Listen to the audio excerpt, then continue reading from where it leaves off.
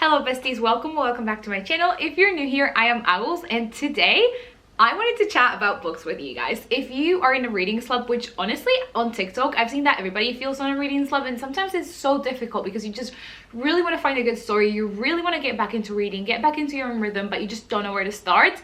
Here I am with how many? 1, 2, 3, 4, 6, 7, 8.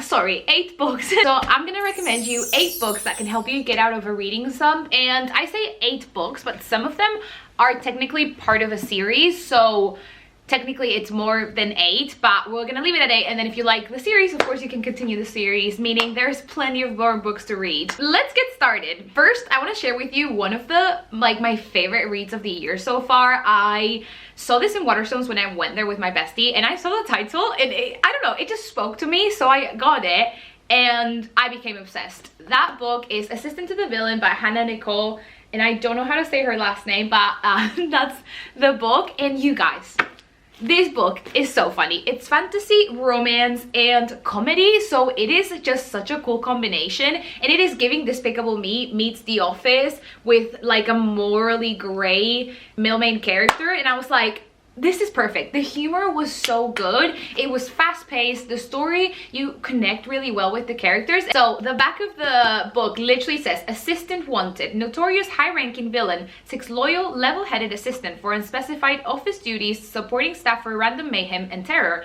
and other dark things in general. Discretion is a must. Excellent benefits. So like I say, it is literally giving The Office and Despicable Me, but Gru is like attractive. You know what I mean? Literally the dynamic, I was picturing the minions, but I also, when I'm reading it, I picture it in my head like The Office with the zooms. I don't know why, but that's how I was seeing the book.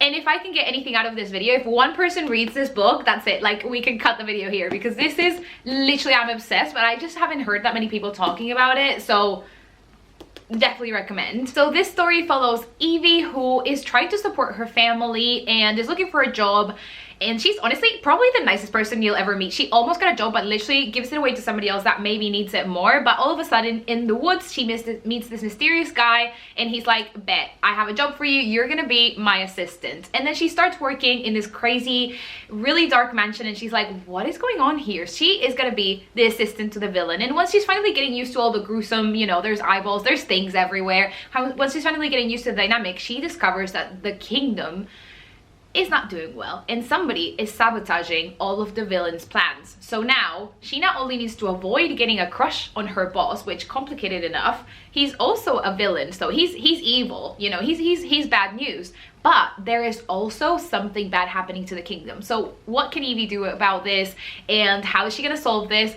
Find out in Assistant to the Villain. And the title to the second book is Apprentice to the Villain, and then the title to the third book that is coming out in August is Accomplice to the Villain. Like, the titles are so good.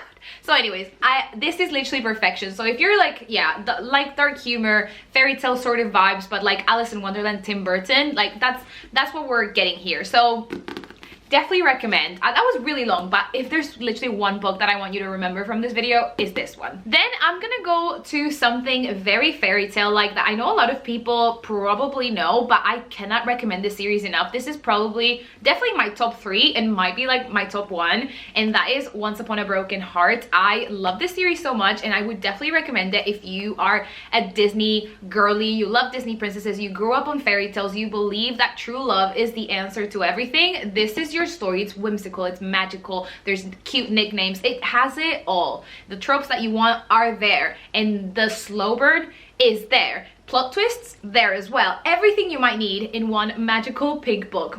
What more would you need? With that said, this is the trilogy that is done, which is great, and there is also a trilogy that comes before this one, which is called Caraval, also by Stephanie Garber. Personally, I love Once Upon a lot more, but I would recommend reading Caraval before. I started with this one and I still understood everything. I didn't even know there was kind of like a prequel series, so you don't absolutely necessarily need to read it 100%, but I would recommend. But if you're just trying to find a good series to get out of a book slump, start here, and then if you like it, work your way back to Caraval. You'll still be fine. But I definitely recommend both series, but this one is everything. This one, the vibes, you guys. Mwah. So this story follows Evangeline, a girl that believes in true love and a happily ever after, and she thought she had found it, but the guy that she was in love with falls in love with her stepsister. Evangeline was so brokenhearted that she goes and makes a deal with the Prince of Hearts. But she did not know what she was signing up for, because you never ever should make a deal with a fate. He has plans for her, and after she is called to the magnificent north, she will wind up in an adventure that will make her not only question her belief in true love, but her belief in who she is as well. And you guys, it's literally the most beautiful story. I love it. I love it. This is also a trilogy, like I said, and it is done. Definitely recommend.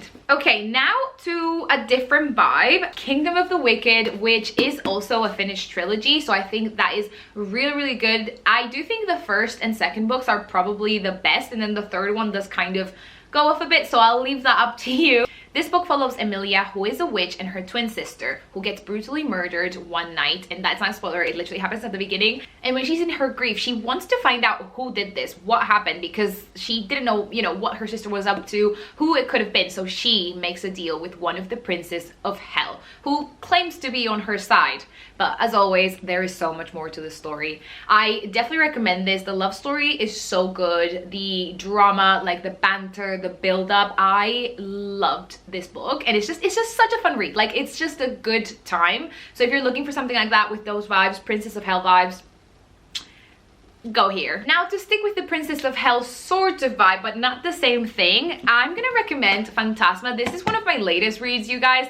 And this is a 500-page book. Yeah, pretty much 500 pages. It felt so quick. It was literally like, it does have trials, so I'll say what is about in a little bit. It does have trials, so I'm sure you've probably read similar books to this one before, because I feel like the ones that have trials usually follow a very similar pattern. So this is not a book we haven't seen before, but it is a fun take and interpretation of it, and the aesthetics, you guys, are so beautiful. It's New Orleans, witches, necromancers, like you see what I mean, you know? It's the perfect creepy but aesthetic vibe. It's giving Vampire Diaries when they go to New Orleans. Like, it's giving what it needs to give, and it's just such a fun read. I think it's gonna be a duology. The first book is this one, and then literally the second one came out yesterday, so I think it's done now. I'm not really sure. I haven't done that much research on it, but so far it's only 2 books, so this is perfect and such a fun way to get, you know, two reads if that's something that you're looking for, something fast-paced and quick to get you going. And this book follows Ophelia, who is a necromancer and comes from a family of necromancers, when all of a sudden her mom passes one night out cold, and she feels it, because the way necromancer's magic worked was that the minute her mom died, she had to perform a ritual so that she can get the magic from her and be the person that kind of bears the magic in her family. All of that happens, but the day after, they found out that her mother was severely in debt, and she didn't know anything about this. But you know who did? Her sister. Of course, her sister knew a lot more than she did, but she disappears. After a little fight, she disappears. We don't know where she's gone. So Ophelia goes through all her stuff, and she discovers that she had been researching a very specific person that had to do with Fantasma. And Fantasma is a house, or it's kind of like a house, yeah, I guess it is a house that shows up in different places, and it's run by the like Princess of Hell and demons, and they do trials and they travel all over, and people can sign up, and whoever wins gets one wish come true. So Ophelia figures her sister came here, so guess who needs to sign up to Fantasma? She does. And of course, Ophelia goes, signs up to Fantasma, but she cannot see her sister until a certain point in the trial, so she's gonna have to make it far in the competition and find some help alongside it, because she cannot do it alone. Like, these are some difficult trials. People are being mean as well, so she needs some help. So read this to find out exactly what happens, find out her backstory, why her family was in debt, and how, like, find out more about Fantasma as well. Like, what's this game about? What is happening? Who is the director? We don't know. Like, who created this? We don't know. So find all of that here, and it's literally like perfect. It's like Caraval, but darker Caraval. Like, those are the vibe. Now, the last one that I would consider a little like darker gothic is the series Belladonna. That is also a trilogy, and it is in fact done as well. So that is also a very good book series to start, because you can start it and you can finish it. I love when a book series is done. Like, don't get me wrong, I love the build up and waiting for a release, but there's nothing better than binging a good series. That's such a good feeling. So this one I also picture kind of gothic like Fantasma, because there's like old mansions and dances and balls and what do you call it, courting. There's all of that, so I feel like it's such a fun, like Vampire Diaries but in the throwback days. that's what I'm picturing, you know. So this book follows, she's called Signia, but I don't know how to say it. Signia Farrow, so we're gonna say Miss Farrow because I don't want to mispronounce the name multiple times. So Miss Farrow is a girl that was orphaned when she was very, very little. Her family had passed during a ball, and because of this, she had a brush with death, and she gets to see spirits and ghosts. Since her family passed, she was passed down between different family members, but she was never really cared for, and people were just never nice to her. But she finally makes it to the Hawthorne's house, who are her last living relatives. But there was a death in the family, and that ghost claims that they were poisoned. So now Signia, or Miss Farrow, has the power to find out who did it and why, and to do this, she will have to strike a deal with death.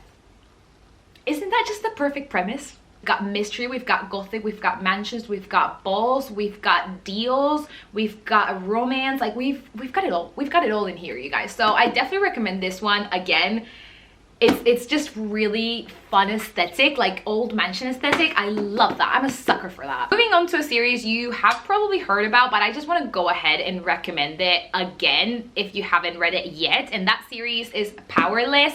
When you have seen this, the book will have come out almost a week ago, but the third book recently came out, or third is kind of, there's a novella. Anyways, there's 4 books, one of them is a novella, but the book recently came out. So this series is now finished, so as well, really good series to binge. I will say that the second book in this series is not my favorite. It's still a fun read, really entertaining. I think the plot was a bit repetitive, but it was still really fun.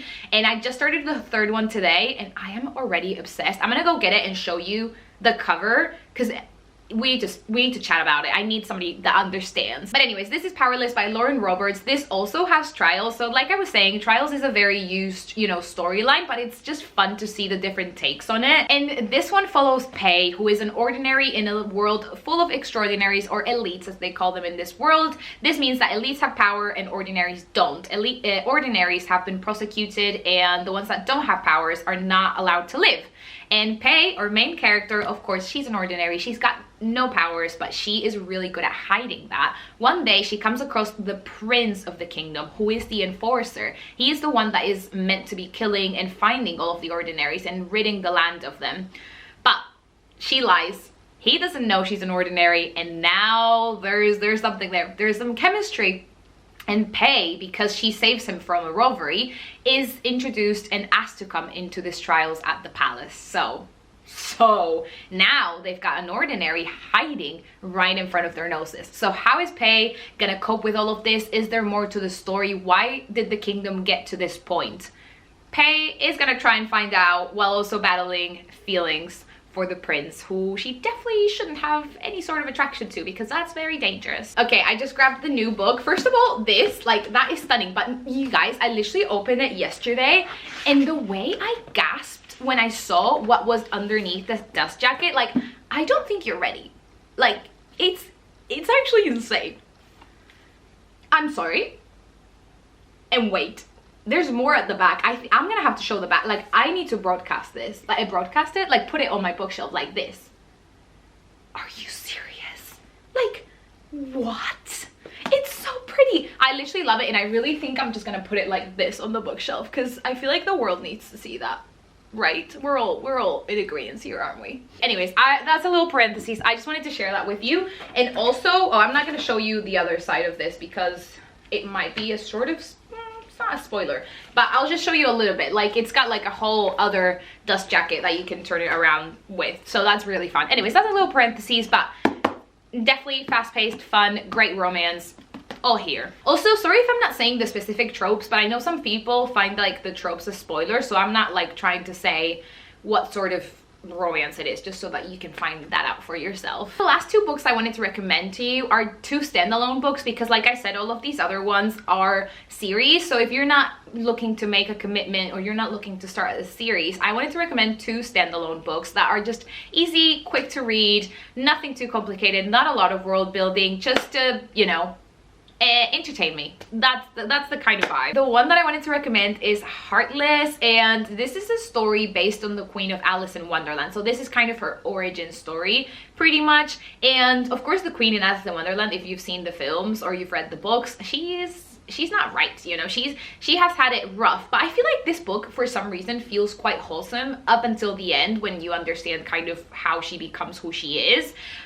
So of course we kind of know where it's gonna end, which I really love. Like, I love a good villain, and I love, you know, the Queen of Hearts. She's a fun villain. I feel like the beginning of this is a very wholesome way to start, or like whimsical for me, in my opinion, at least up until the end. So this story follows Catherine, who is the Queen of Hearts to be, and she is part of a normal family, not royalty yet, and she has dreams. She wants to open a bakery, but her mom is like, girly, you gotta get married, you gotta get on with your life. But she doesn't want to. She has bigger dreams. But there's rumors that the king is gonna propose, and you know, she has a duty to her family. So when she goes to a ball and is getting ready to kind of accept the proposal, or at least hear the proposal, she meets the jester. And there's something there. There's a connection there that she was not expecting. She, you know, her focus was not love. She wanted to bake. She wanted to open a bakery. That was her dream. But she meets this guy, and he throws her off the trail. She's like, what am I gonna do now? Where are we going? So they enter a secret courtship, which of course, if the king finds out, that's not gonna go well, because he wanted her for himself.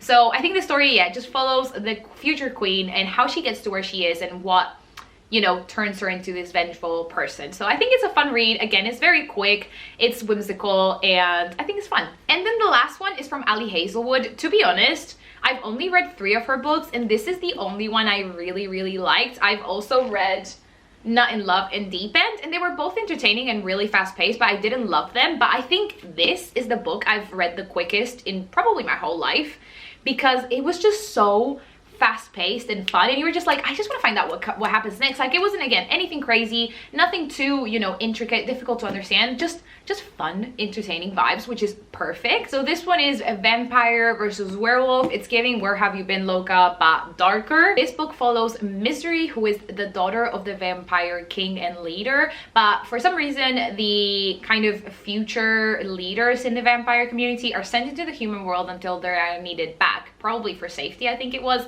So anyways, she's called back, and they're like, it's time for another alliance. You're gonna marry the alpha of this pack.